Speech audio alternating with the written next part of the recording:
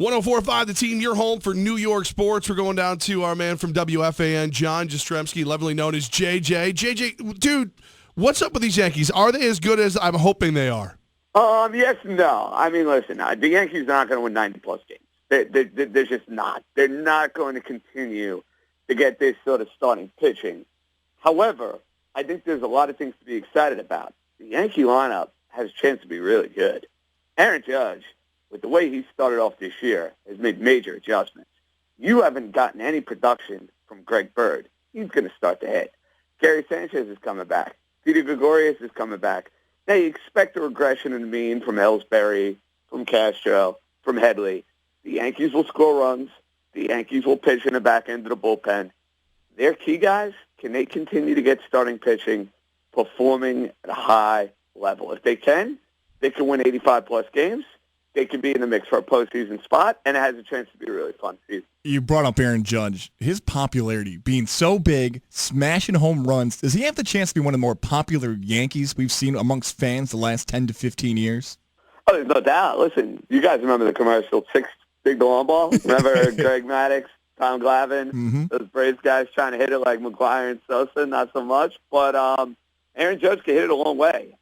When he connects, the ball's going 440, 450 feet. Last year, he was striking out way too much. What you like about Judge this year, the approach is way better. He's doing a much better job with 2 strikes. He's taking his walks. He's not chasing pitches in the dirt with the ball up at his eyes nearly as much. He has a chance to be a real popular Yankee. It's 3 weeks into a year, so you don't want to get nuts. But this is a guy who's got all the talent in the world. And what you like about Aaron Judge, AAA, AA, single A, he got off the bad starts. Made an adjustment every level of the minor leagues. Now he's making that adjustment in the big leagues, and it's really fun to see Aaron Judge killing it in a big way for these first 3 weeks. 104.5 The Team, joined by WFAN's John Jastremski. JJ, let me make my argument on why I think the Yankees can be even better than people are giving them hope for. The older guys are ticked off at hearing about 2018, 2019, like CeCe and Brett and Headley. Even Headley's hitting well. So in my deranged logic, can you see a potential to go even like to maybe win 90? I think it depends on the starting pitching more than anything else. If you can tell me that Tanaka, Pineda, Sabathia, and either Montgomery or Severino are going to give the Yankees the sort of innings that they've given them in the first 3 weeks of the year, then yeah, you could sell me on that. I just don't know if that starting pitching is going to hold up. If they're going to get to 90, 91 wins, they're going to need to have high-quality starting pitching. I think that's what it comes down to more than anything, more than Gardner, more than Ellsbury, more than guys being ticked off and whatnot. Can they pitch? Because if they can pitch, they'll score runs, and when they have a lead after 6 innings, more often than not, the game's over. If you're a Yankee fan, it's a great time right now. There's a lot of success going on the other side of it. The other New York team, the New York Mets, they're struggling. How much of it is Terry Collins' fault right now? I think it's minimal damage to Terry Collins because when you lose Cespedes, when you don't have your starting catcher, say what you want about Travis Darnell, he hasn't been there. You lose Lucas Duda. You don't have Flores against left-handed pitching.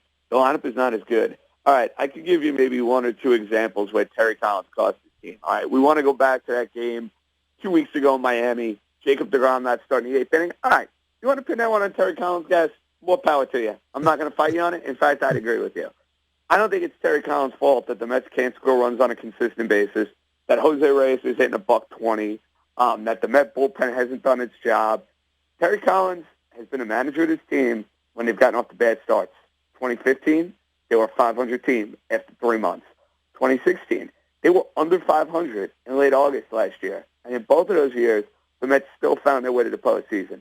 I know in game, he'll do some wacky stuff that'll drive you crazy, but the players play for him. He can keep a team together. And I think the Mets will be A-OK this year as long as they have those 3 guys at the top of the rotation healthy. Eventually, the bats will come around. But I'll tell you this, guys. The Mets will be fine as far as finding their way into the postseason mix. But they put together a stretch here that is just downright awful, where they lose 12 of 16, where they go 0-6 against the Nationals. That's the sort of stretch where they, use the old adage, you can't win a division in April, but you can lose one. Going 0-6 to a team like Washington with the talent they have, That's the sort of deficit I don't know if the Mets can overcome. Talking New York sports right now with WFAN's JJ. JJ, we're your home for the Jets. So if we give you the 6th pick, what do you do with it? Is there a player that can impact this team right away? I'm trading a pick first and foremost. The Jets have so many needs on this team.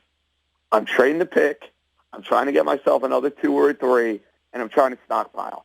I think we're all under the assumption, fair or unfair, Jets going to be a bad team in 2017. They say goodbye to Brandon Marshall. They've said goodbye to a lot of veterans.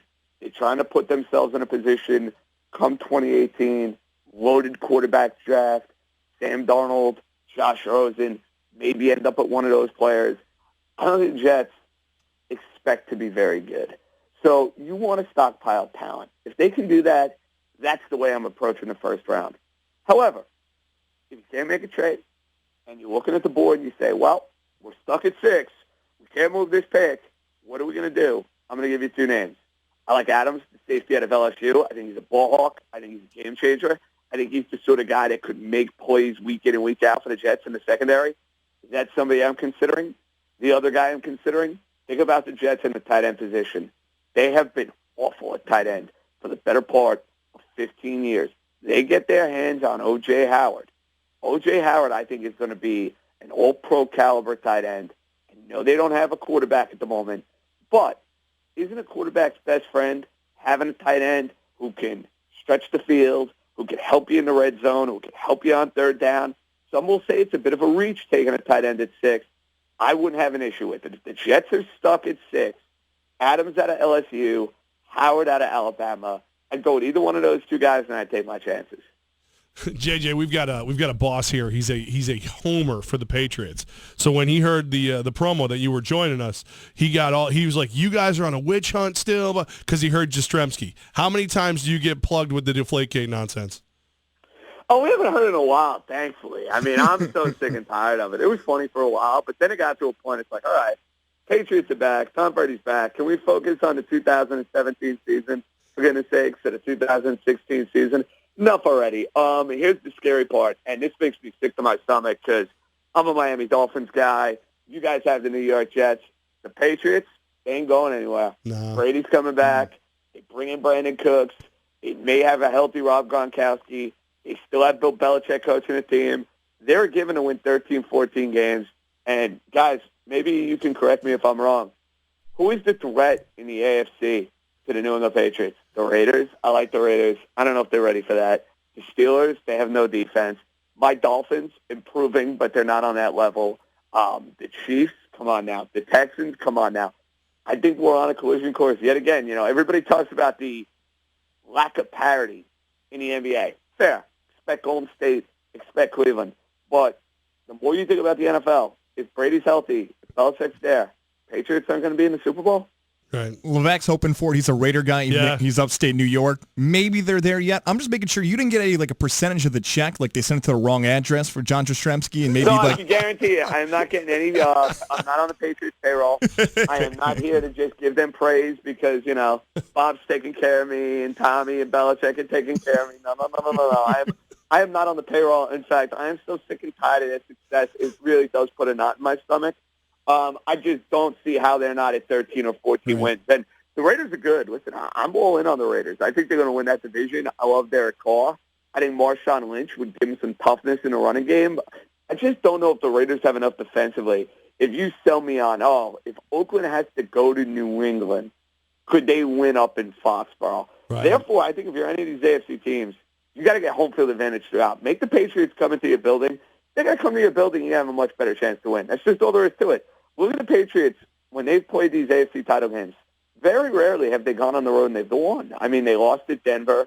They lost at Denver another year. They've had instances where they've lost on the road. They lost at Indianapolis. Force them to go on the road, and you're going to have a much better chance. I know that's cliche. I know that goes without saying, but that's the storyline to watching the NFL. We appreciate you, JJ. And make sure you check him out, WFAN, John Jastremski. We're with you. You pencil in the Pats, even though we're hoping we're wrong, even before the draft. Guys, always a pleasure, man. Anytime. Let's do it again soon.